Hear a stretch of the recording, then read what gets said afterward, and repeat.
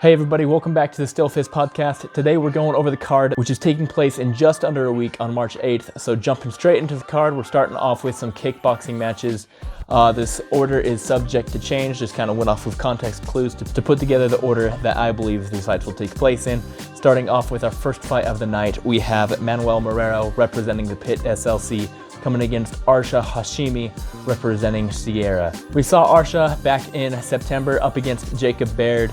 And that's a pretty tough fight to make for your debut, and he was able to hang in there pretty well. Just allowed Jacob to really set the pace and had trouble dealing with it, but he still maintained really competitive in the moments that he had, and I'm sure from that loss he's gone back and adjusted his game plan and made quite a few adjustments. But he's coming in against Manuel Marrero.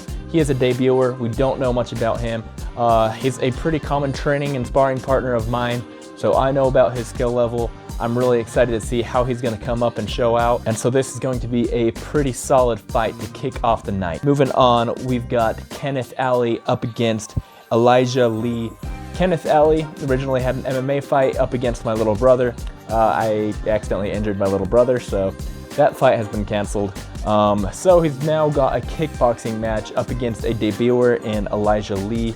So both of these guys making their kickboxing debut. Elijah Lee, independent, just has a little bit of training with some friends and family and has a bit of experience in some traditional martial arts.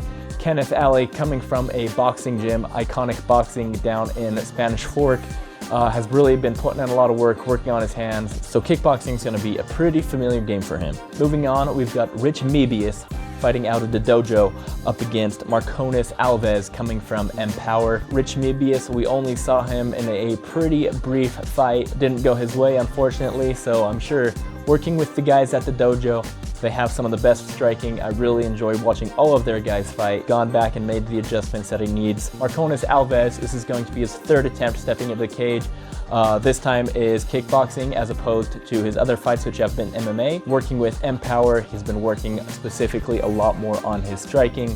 Fair matchup for both of these guys. Excited to see how both of them turn out.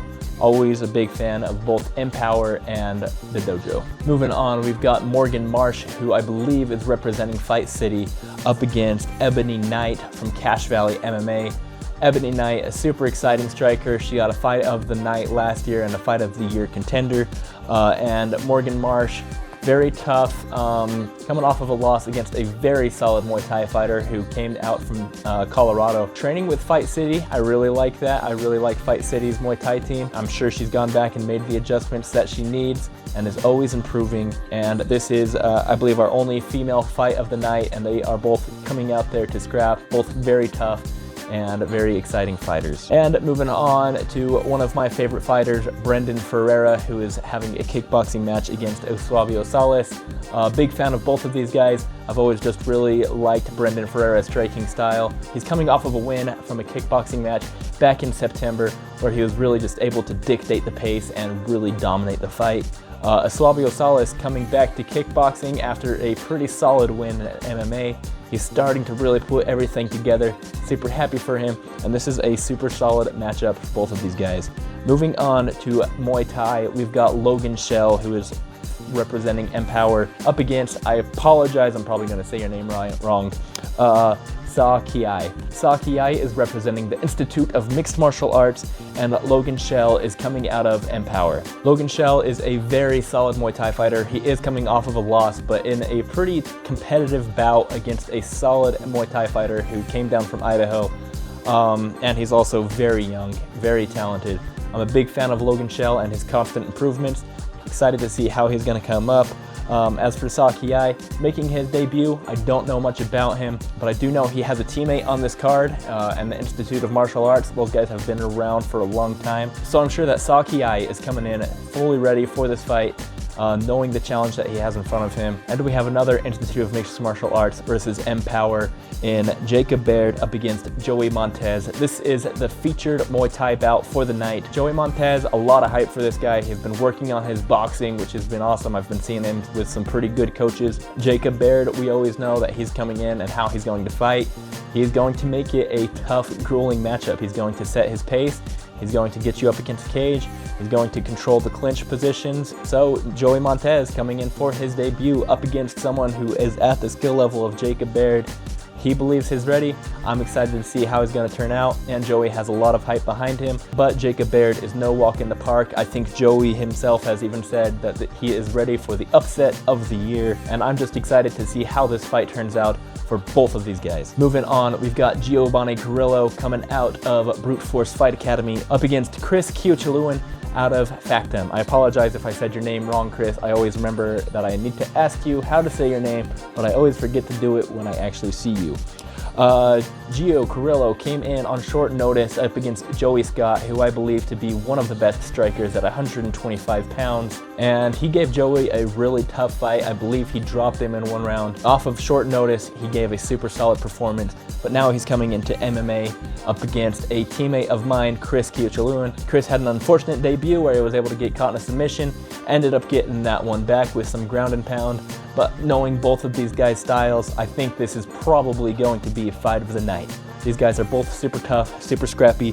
Chris coming from a boxing background. Giovanni, I believe, is coming from a boxing background. Either way, he's just super scrappy.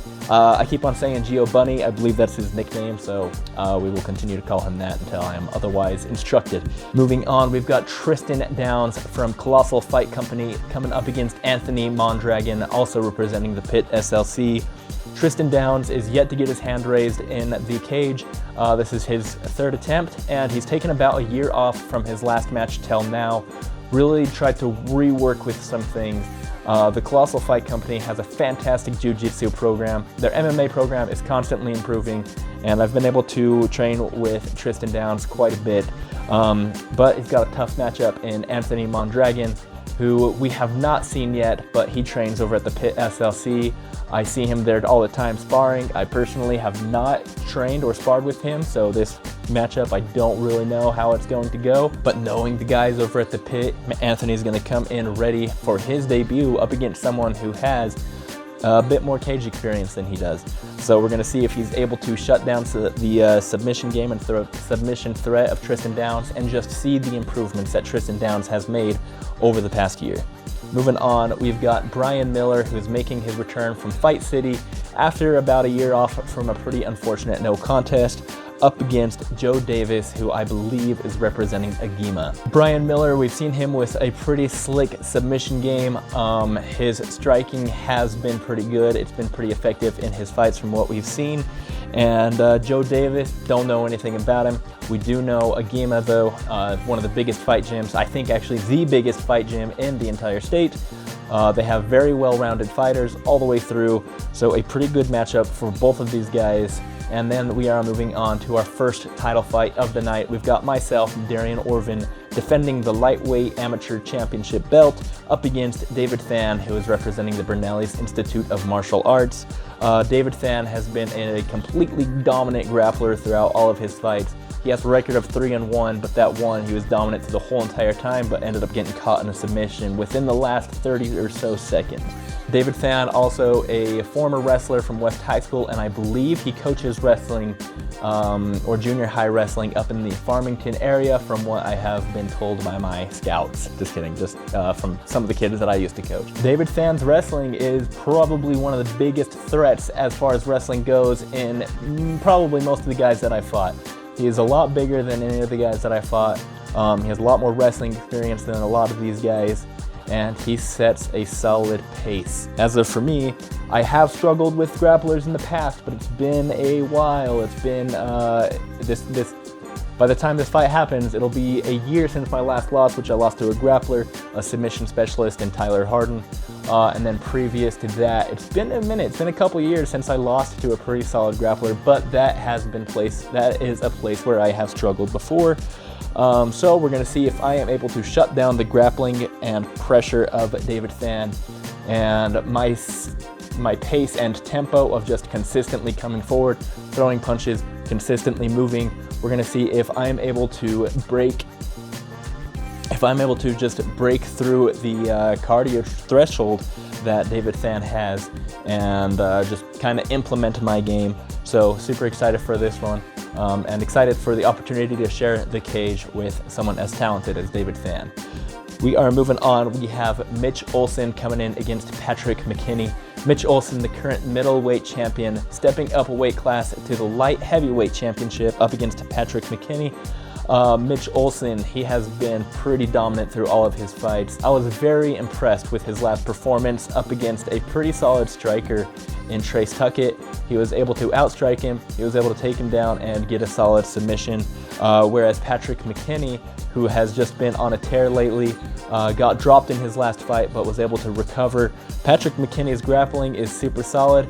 The size might play a factor here in the difference between these two guys. Patrick McKinney training with Agema, constantly improving his grappling, constantly improving the well-roundedness of his team, working with some of the best heavyweights in the state, and Mitch Olson working with Cache Valley MMA, and just every time we see him, he has improved significantly. Moving on, we've got Hal Mitchell making his professional debut up against Beck Shields. Beck Shields we have not seen for some time. He unfortunately suffered a pretty bad injury in his last fight, but has now recovered and readjusted his game, and he's coming back. I'm excited to see how he's going to do back. Mitch Olson, or Hal Mitchell, unfortunately lost his last match due to a submission, but now at a lower weight class at 145 pounds. So he believes he's a lot stronger and feels a lot better at this weight class. He's got another submission threat in front of him though with Beck Shields. We've seen Hal Mitchell's ground and pound.